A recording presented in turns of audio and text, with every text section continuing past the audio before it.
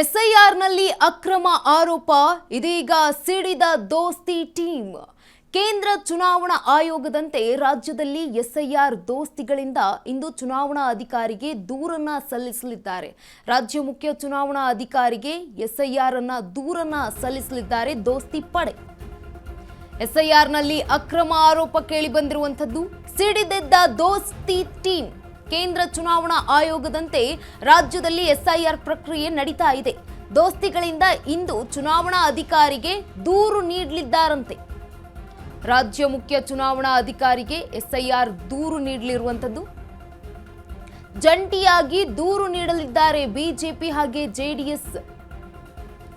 Pralhad Joshi, HDK ಹಾಗೆ ಅಶೋಕ್ ಚಲವಾದಿ ಉಪಸ್ಥಿತರಾಗಿರ್ತಾರೆ. ಈಗಾಗಲೇ ಪ್ರತ್ಯೇಕ ದೂರು ನೀಡಿರುವಂತಹ ಬಿಜೆಪಿ ಜೆಡಿಎಸ್ ಪಕ್ಷ ಈಗ ಎನ್ಡಿಎ ಮೈತ್ರಿಕೂಟದ ನಾಯಕರು ಒಟ್ಟಾಗಿ ದೂರನ್ನ ನೀಡಲಿದ್ದಾರೆ. ಇಂದು ರಾಜ್ಯಕ್ಕೆ ಕೇಂದ್ರ ಚುನಾವಣಾ ಆಯೋಗ ಕೂಡ ಭೇಟಿಯನ್ನ ನೀಡಲಿದೆ. ಎಸ್ಐಆರ್ ಪ್ರಕ್ರಿಯೆ ಗೊಂದಲದ ಬಗ್ಗೆ ದೂರು ಸಲ್ಲಿಕೆಯಾಗಿತ್ತು.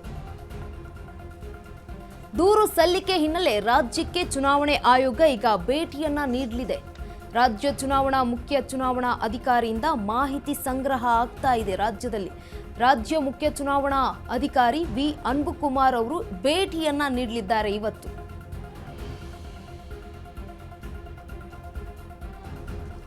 ಎಸ್ಐಆರ್ ಪ್ರಕ್ರಿಯೆಯನ್ನ ಖುದ್ದು ವೀಕ್ಷಣೆ ಮಾಡುವ ಸಾಧ್ಯತೆ ಇದೆ.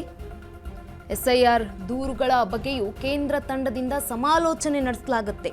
ಈ ಹಿನ್ನೆಲೆಯಲ್ಲಿ ಎಸ್ಐಆರ್ನಲ್ಲಿ ಅಕ್ರಮ ಆರೋಪ ಕೇಳಿ ಬಂದಿರುವಂತದ್ದು, ಸಿಡಿದೆದ್ದ ದೋಸ್ತಿ ಟೀಮ್. ಇದೀಗ ಕೇಂದ್ರ ಚುನಾವಣಾ ಆಯೋಗದಂತೆ ರಾಜ್ಯದಲ್ಲಿ ಎಸ್ಐಆರ್ ಪ್ರಕ್ರಿಯೆ ಕೂಡ ನಡೀತಾ ಇದೆ.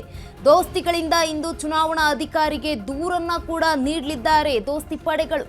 ರಾಜ್ಯ ಮುಖ್ಯ ಚುನಾವಣಾ ಅಧಿಕಾರಿಗೆ ಎಸ್ಐಆರ್ ದೂರನ್ನ ಸಲ್ಲಿಕೆಯಾಗುತ್ತೆ. ಈ ಕುರಿತಾಗಿ ಜಂಟಿಯಾಗಿ ದೂರು ನೀಡಲಿದ್ದಾರೆ ಬಿಜೆಪಿ ಹಾಗೆ ಜೆಡಿಎಸ್. ಪ್ರಹ್ಲಾದ್ ಜೋಶಿ, ಎಚ್ಡಿ ಕುಮಾರಸ್ವಾಮಿ ಹಾಗೆ ಅಶೋಕ್ ಚಲವದಿ ನಾರಾಯಣ ಸ್ವಾಮಿ ಅವರು ಕೂಡ ಉಪಸ್ಥಿತರಿರ್ತಾರೆ ಈ ಒಂದು ದೂರನ್ನ ನೀಡುವ ವೇಳೆ.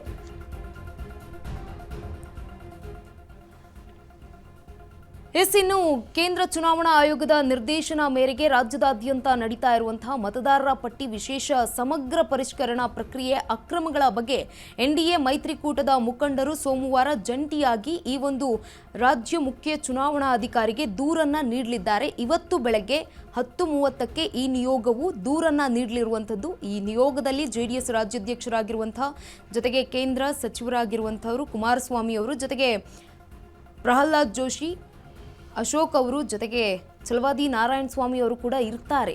ರಾಜ್ಯದಲ್ಲಿ ಎಸ್ಐಆರ್ ಪ್ರಕ್ರಿಯೆಯ ಲೋಪಗಳ ಬಗ್ಗೆ ಈಗಾಗಲೇ ವಿರೋಧ ಪಕ್ಷಗಳಾದ ಬಿಜೆಪಿ ಮತ್ತೆ ಜೆಡಿಎಸ್ ಪ್ರತ್ಯೇಕವಾಗಿ ರಾಜ್ಯ ಮುಖ್ಯ ಚುನಾವಣಾ ಅಧಿಕಾರಿಗೆ ದೂರನ್ನ ನೀಡಿತ್ತು.